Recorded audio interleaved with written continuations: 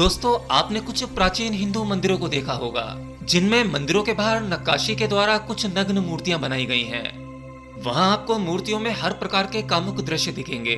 तो एक साधारण व्यक्ति के मन में ये सब कुछ देखकर एक सवाल आता होगा कि आखिर मंदिर की बाहरी दीवारों पर ही क्यों इस तरह की आकृतियां बनाई गई हैं? इसके पीछे क्या विशेष और गहरा कारण हो सकता है? हो सकता है एक बार को यह सब कुछ आपको कुछ अश्लीलता जैसा लगे, परंतु आप लोगों को इसके बारे में कोई भी तर्क देने से पहले यह सोचना चाहिए कि हमारे प्राचीन समय के लोग हमसे ज्यादा बुद्धिमान हुआ करते थे। अगर ऐसा नहीं है तो हम आज वो सब कुछ क्यों नहीं बना लेते? आप जितने भी प्राचीन मंदिर देखेंगे वो सारे मंदिर एकदम सटीक वास्तुशास्त्र के हिसाब से बने हैं। इतने बड़े बड़े पत्थरों पर नक्काशी करने के लिए ना तो हमारे पास में मशीनरी थी, फिर कितने लोगों ने मिलकर नक्काशी की होगी, कितनी मेहनत, कितना एफर्ट लगा होगा, वो भी केवल सिर्फ मंदिर की बाहरी दीवारों पर वो नग्न मूर्तियां बनाने के लिए। आज के समय के तथाकथित धार्मिक लोग इस तरह की नक्काशी या मूर्तियों के बनाने के बारे में सोच भी नहीं सकते, ऐसी कल्पना भी नहीं कर सकते, क्योंकि शायद जो विज्ञान उनके पास था वो आज हमारे पास नहीं है। जितनी गहरी मनोवैज्ञानिक सोच उनकी थी उतनी आज हमारी नहीं है। तो फिर भी सवाल वहीं का वहीं खड़ा है कि आखिर मंदिरों के बाहर उन नग्न मूर्तियों को बनाने का कारण क्या रहा होगा? उसके पीछे क्या मनोविज्ञान या कौन सा विज्ञान रहा होगा? देखिए, बात थोड़ी गहरी है, ध्यान से समझने की कोशिश करना।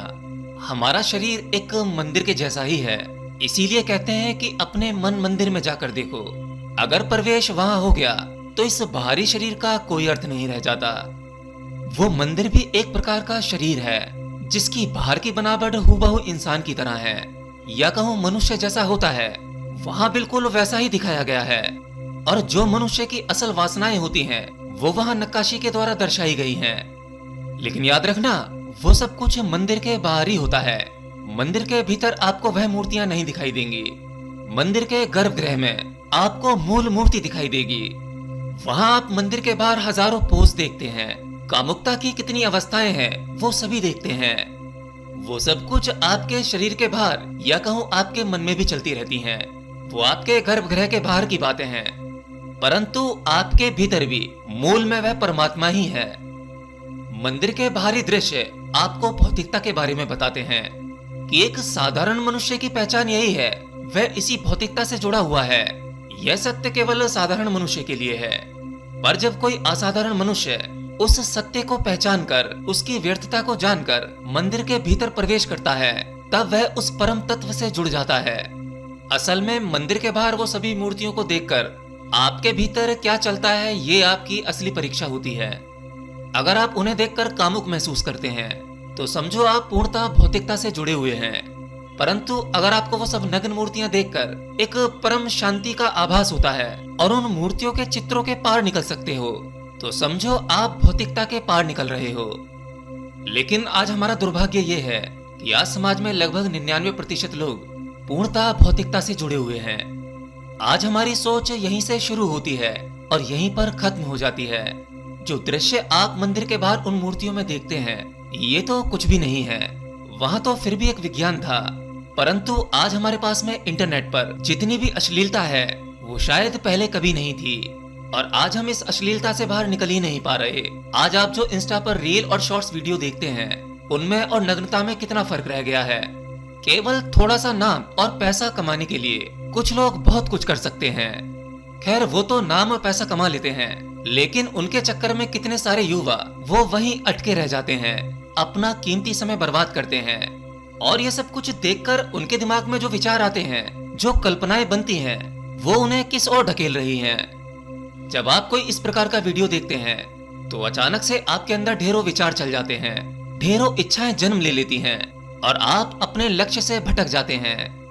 आज हमने भटकाव के बहुत सारे साधनों को जमा कर लिया है।